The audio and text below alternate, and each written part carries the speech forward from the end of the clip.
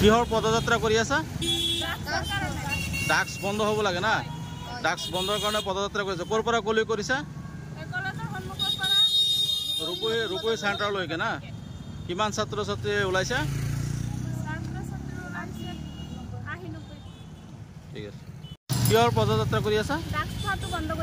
Ducks খোৱা বন্ধ কৰাৰ কাৰণে পদযাত্ৰা না? ৰূপহী কলেজৰ পৰা ওলাইছে না?